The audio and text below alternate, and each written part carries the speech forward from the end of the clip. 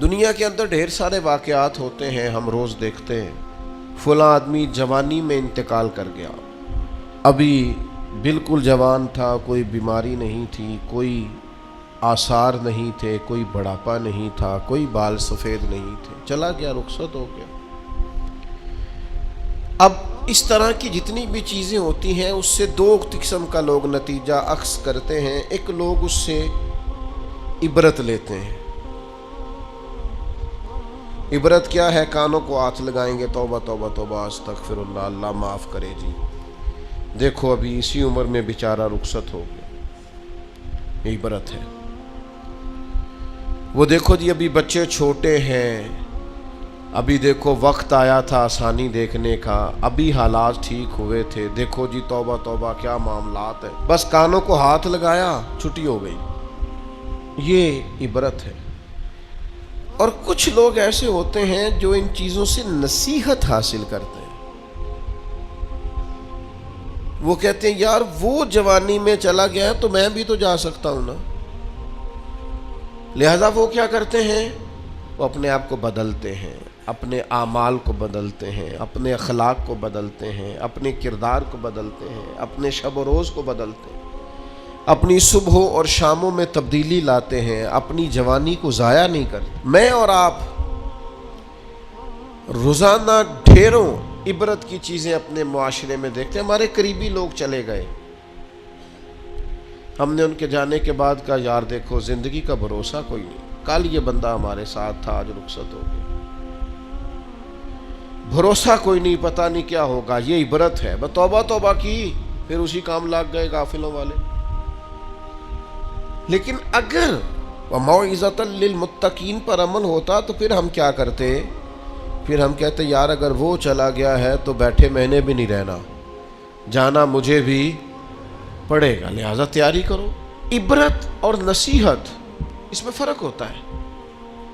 ہم چیزوں کو بطور عبرت دیکھ تو لیتے ہیں پر ان سے نصیحت حاصل نہیں کرتے۔ ہمیں نصیحت حاصل کرنی۔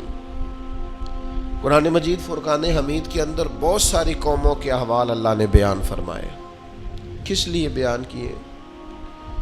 قرآن کوئی معاذ اللہ ہمیں کوئی واقعہ سنا کے ایسے ہی گزرنا تو نہیں چاہتا، لیکن اتنی قوموں کے حالات ہیں، جگہ جگہ ذکر ہے جناب نوح کا ان کی قوم کا، جناب داؤد کا ان کی قوم کا، جناب لوط علیہ السلام کا ان کی قوم کا، جناب شعیب علیہ السلام کا ان کی قوم کا، جگہ جگہ پہ ذکر ہے، تذکرہ ہے، انبیاء نے انہیں سمجھایا ہے، وہ باز نہیں آئے، اس کی انہیں سزا ملی ہے۔ جناب شعیب علیہ السلام کی قوم ناپ تول میں کمی کرتی تھی،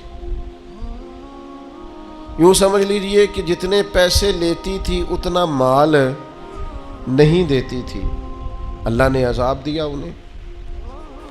ہم نے قرآن مجید کے اندر اس واقعہ کو پڑھا، اس حالت کو دیکھا۔ اب جب ہم نے وہ عذاب والی چیزیں پڑھی نا، ان پر عذاب آیا، وہ چیخ کی آواز آئی زوردار، اتنی زوردار کہ لوگ تاب نہ لا سکے اور مر گئے۔ تو ہم نے کہا توبہ توبہ، اللہ معاف کرے، اللہ معاف کرے۔ بس یہ ہے عبرت اور نصیحت، یہ ہے کہ کچھ بھی ہو جائے آج کے بعد ناپ تول میں کمی نہیں کریں، جو مرضی ہو جائے، جتنے مرضی غربت آ جائے، جتنے مرضی حالات ابتر ہو جائیں، لیکن ہم کبھی بھی کسی شخص کے ساتھ یہ والا معاملہ نہیں کریں گے کہ پیسے پورے لیں گے چیز تھوڑی دیں گے۔ اس عبرت سے نصیحت کیا حاصل کی؟ جہاں میں ہے عبرت کے ہر سو نمونے، مگر تجھ کو اندھا کیا رنگ و بو نے، کبھی غور سے یہ بھی دیکھا ہے تو نے، جو آباد تھے وہ مکان اب ہے سونے، جگہ جی لگانے کی دنیا نہیں ہے، یہ عبرت کی جا ہے، کوئی تماشا نہیں ہے۔ غور یہ کرنا ہے کہ وہ والا جرم، وہ والی خطا، وہ والا معاملہ کہیں ہمارے اندر تو نہیں ہے۔